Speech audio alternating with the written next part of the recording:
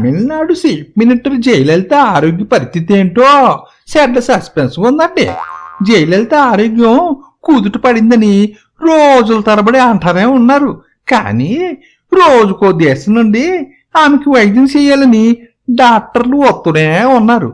జయలలిత నోరు తెరిచింది అని అన్నారు. ఆ తెరిచింది మాత్ర వేసుకోవడానికో లేకపోతే థర్మామీటర్ పెట్టుకోవడానికో ఎవరికి తెలుసు.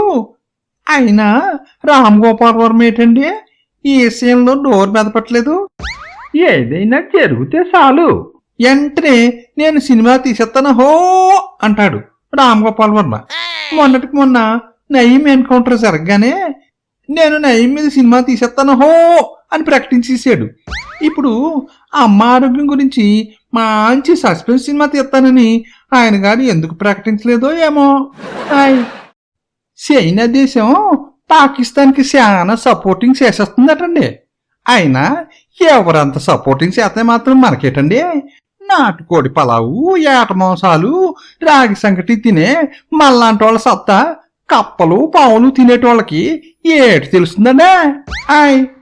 అయినా మన శత్రువుకి సపోర్టింగ్ చేసే వాళ్ళకి మనం కూడా సపోర్టింగ్ చేయకూడదండి. కాబట్టి చైనా వస్తువులు ఏవైనా సరే మనం కొనకూడదండి. వాటిని బహిష్కరించేయాలా?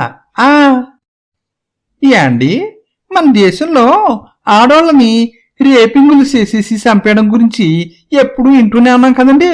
కానీ బ్రిటన్ దేశం మన దేశం కంటే చాలా అభివృద్ధి చెందిపోయిందండి. ఆ దేశం పార్లమెంట్ భవనంలోనే ఎవడో ఓ ఆడకూతుని రేపు చేసేసి చంపేసాడట. బాబోయ్, వాళ్ళు చాలా ఎదిగిపోయారండి. ఇంతకీ రేపు చేసినోడు ఎవడో తెలుసా? అక్కడ ఎంపీ అనుసరుడంట. నాకు తెలియక అడుగుతాను, ఈ ఎమ్మెల్యేలు, ఎంపీలు, మంత్రులు ఇట్లాంటి బోకునాయాళ్ళని ఎంటేసుకుని ఎందుకు తిరుగుతారో.